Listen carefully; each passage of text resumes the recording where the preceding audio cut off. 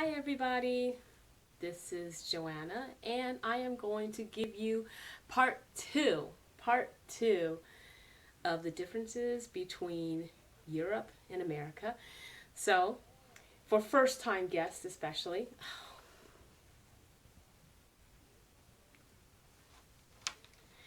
hey everybody, it's Joanna and I am bringing you part two of the differences between Europe and America that we observed during our trip.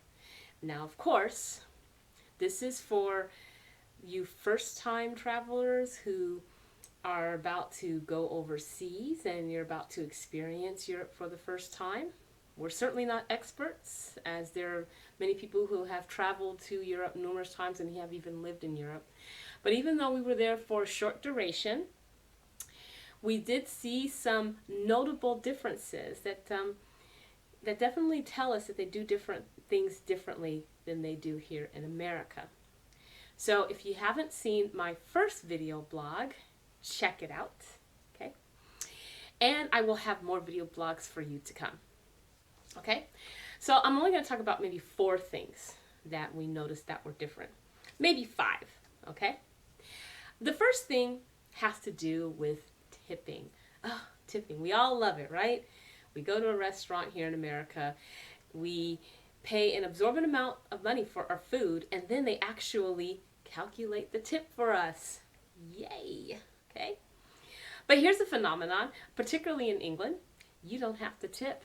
That's right. You can go to a restaurant, you can eat, and you don't have to tip. And I know this sounds really bad, but I'm actually glad that we didn't have to tip when we were in Europe. Because think of all the money that we were spending. Now, of course, I've been told by our European friends and acquaintances that the Europeans who work in the restaurants get higher salary wages, so that kind of compensates for not being able to tip. That is a good thing. But yes, you're not going to see as much demand for tipping in Europe that you see here. I'm not saying that this is all across the board.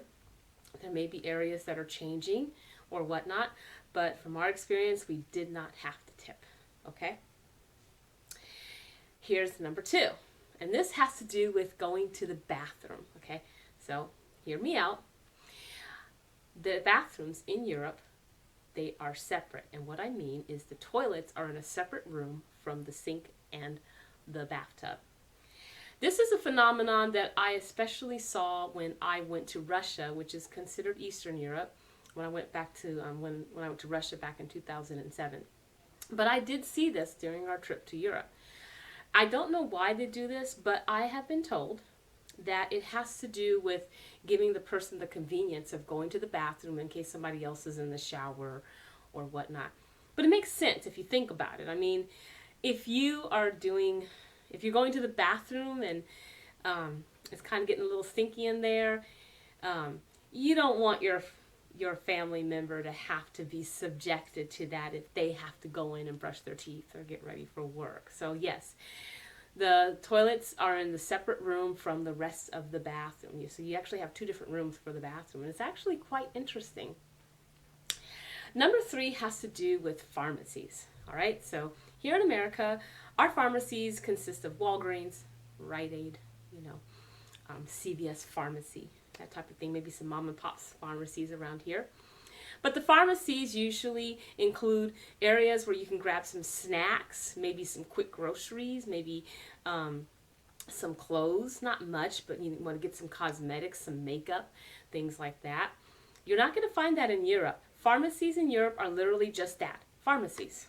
Now maybe in England they're a little more like CVS pharmacies, but most common, you're going to find pharmacies that are exclusive pharmacies only.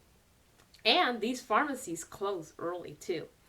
They don't stay open until 10 o'clock at night or 11 o'clock at night like some CVS pharmacies do.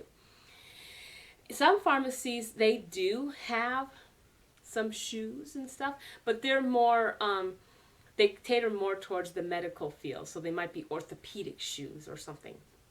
So yes, that's something that you'll find when you go to Europe.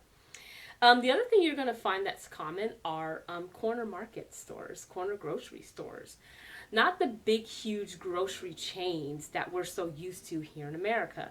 Now, in England, they do have a chain of grocery stores called Tesco.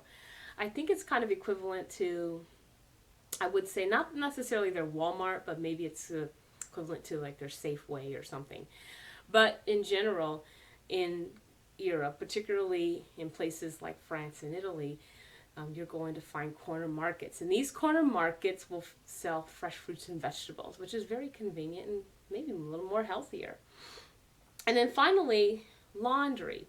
And what I mean by this is people have laundry machines, washing machines, but they hang dry their clothes. It's not to say that people don't do that here in America, but it's not as frequent. Mostly people have a washer and a dryer if they go to a laundry mat, that type of thing. But back in Europe, it is very common to see people hanging their clothes to dry. A lot of clothespins in the backyards and everything. So these were just some of the differences that we noticed in Europe, and there's probably a lot more. Now, of course, for those of you who are expatriates living in Europe, or maybe you've traveled so many times in Europe, I'm sure I'm missing a few other differences, and maybe I'm not correct, so feel free to comment. Let me know if there's anything I need to correct.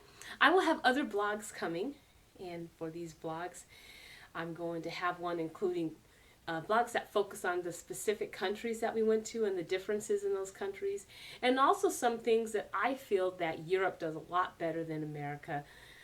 Not to diss America anyway, but we could always do better. So anyway, you can hook me up and I will catch you later.